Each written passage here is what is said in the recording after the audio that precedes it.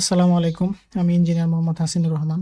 আজকে আপনাদের মাঝে একটা একতলা বাড়ির সুন্দর একটা প্ল্যান এবং ডিজাইন দেখাবো এবং বাড়িটা খুবই সুন্দর। নরমালি আসলেও একতলা বাড়ি আসলে এরকম মানুষ কমই করে। আর যারা খুব রুচিশীল মানুষ তারা এই টাইপের বাড়ি আসলে নির্মাণ করে। তো চলেন আমরা বেশি কথা না বলে আমাদের প্ল্যানটা দেখি।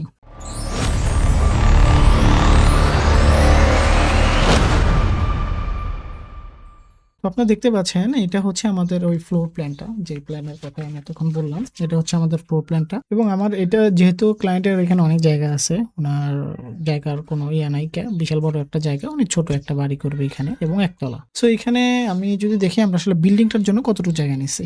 আমরা বিল্ডিংটা হচ্ছে এইদিকে নিয়েছি 39.7 ইঞ্চি এবং এই বরাবর যদি দেখি আমাদের কলাম থেকে কলাম টু কলাম নিয়েছি হচ্ছে 30 ফিট 8 ইঞ্চি, প্লাস হচ্ছে আমাদের কিছু এক্সটেনশনের জন্য নিয়েছি, এই সামনে একটু বাড়িয়ে নিয়েছি আরো 3 ফিট। ও অলমোস্ট হচ্ছে 33 ফিট বা 34 ফিট, 34 ফিট বাই 39 বা 40 ফিটের মতো যাদের জায়গা আছে, বা আসলে এটা হচ্ছে বিল্ড এরিয়ার মতো লাগবে এবং এর বাইরেও আসলে কিছু জায়গা ছেড়ে দিতে হয় আমাদের ফাউন্ডেশনের জন্য বা আদার্স অন্যান্য কাজের জন্য। তো আমাদের যেহেতু এই বাড়িটা, এখানে আসলে বাড়িটাতে 3টা বেডরুম আছে, 3টা টয়লেট আছে, লিভিং এবং ডাইনিং এর স্পেস আছে, একটা কিচেন আছে, একটা স্টেয়ার রাখা হয়েছে। যদিও এটা একতলা বাড়ি কিন্তু রুফটা ব্যবহার করার জন্য উনি পিছনের দিকে একটা স্টেয়ার আমাদের থেকে নিয়ে এসে আমরা হচ্ছে একটা স্টেয়ার ওনাকে পিছনের দিকে তৈরি করে দিয়েছি। তো আমরা যদি দেখি প্ল্যানটা আসলে কি আছে, তো আমরা আসলে শুরুতে আসলে এইটা হচ্ছে ওনার বাড়িটার ল্যান্ডের অবস্থানটা যদি দেখায়, ওনার আসলে এই টাইপের জায়গা, এরকম একটা বিশাল জায়গা আছে।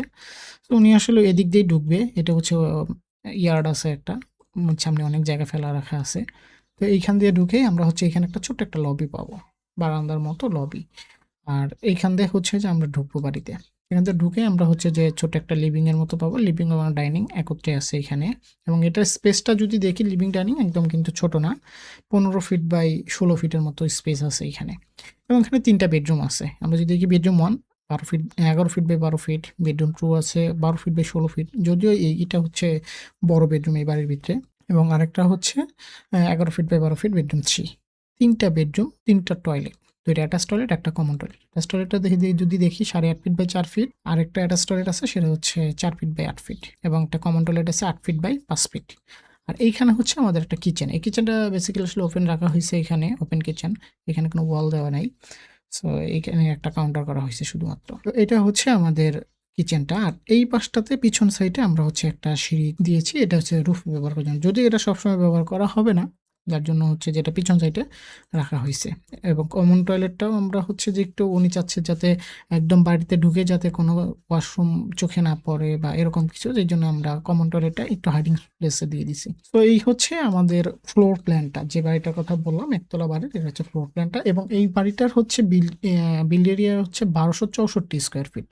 এই বাড়িটার বিল্ড এরিয়া 1264 স্কোয়ার। তো আমরা যদি দেখি এই বাড়িটা নির্মাণ করতে বা নির্মাণ করলে কমপ্লিট করলে কেমন দেখতে হবে, সেটা আমরা একটু এখন দেখব। এইটা হচ্ছে আমাদের বাড়িটার 3D ভিউটা। তো আমরা দেখতে পাচ্ছি ওনার হচ্ছে এই সামনে ইয়ার্ডটা আছে। তো এখান থেকে ঢুকে আমরা হচ্ছে কয়েকটা সিঁড়ি ধাপ দিয়ে আমরা হচ্ছে এইটা হচ্ছে গেটটা, মেন গেটটা, এই গেটটা ঢুকবো ভিতরে। ঢোকার পরে এই একটা বেডরুম আছে, এই একটা বেডরুম আছে, যেটা দেখাচ্ছি, ডান পাশে একটা, বাম পাশে একটা, দুই পাশে 2টা বেডরুম রাখা হয়েছে। আর এইখানে গতানুগতিক কোনো ডিজাইন না করে এই রুফটা একটু কার্ভ শেপে আনা হয়েছে। এই রুফটার হাইটটাও একটু বেশি। আমরা যদি দেখি এই রুফটা নর্মালি কি হয়, নর্মালি 10 ফিট হাইট হয়, কিন্তু এটা 10 ফিট না, এই রুফের হাইটটা আছে অলমোস্ট আমাদের 12.5 ফিটের মতো। তো এই রুফটা হচ্ছে 2.5 ফিটের মতো উপরে, যে তারপরে আমাদের হচ্ছে এখানে একটা একটু রাউন্ড শেপের একটা স্ল্যাব আমরা নির্মাণ করবো এই পাশে। আর প্যারাপেটের যে ডিজাইনটা সেটাও একটু ইউনিক করা হয়েছে এই পাশটাতে। ইভেন আমাদের এই বাড়িতে কিন্তু টিপিক্যাল কোনো বারান্দা নাই এখানে।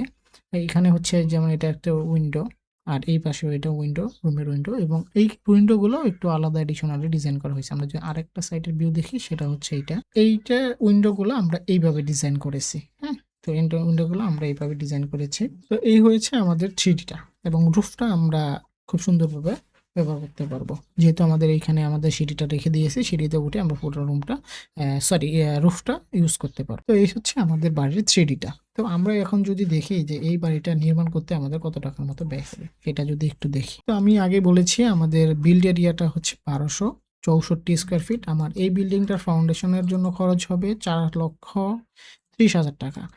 তো যদি ওনার একটু সয়েলটা একটু ভালো ছিল না, যার জন্য একটু খরচটা বেড়ে গেছে। এটা যদি আপনাদের সয়েল যদি ভালো থাকে বা যে করতে চায় তাদের সয়েল যদি ভালো থাকে, সেক্ষেত্রে এখান থেকে খরচ আরও কমানো পসিবল। এবং কাস্টিং খরচটা হচ্ছে, কাস্টিং বলতে আমি বরাবরই প্রত্যেকটা ভিডিওতে বলি, বিম, কলাম, সিঁড়ি, ছাদ, এই জিনিসটা তৈরি করতে আমাদের লাগবে 5,20,000 টাকা।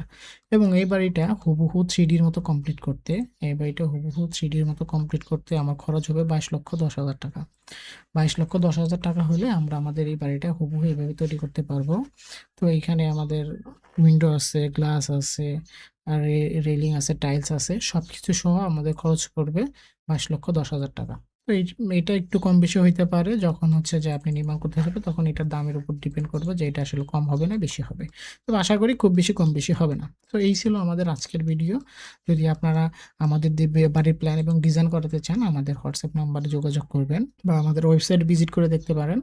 আমাদের ওয়েবসাইটের অ্যাড্রেসও আমাদের ডিসক্রিপশন লিঙ্কে দেওয়া আছে, হোয়াটসঅ্যাপ নাম্বার আছে, আপনারা চাইলে আমার সাথে সরাসরি যোগাযোগ করতে পারেন। ধন্যবাদ, সবাই ভালো থাকবেন। আল্লাহ হাফেজ।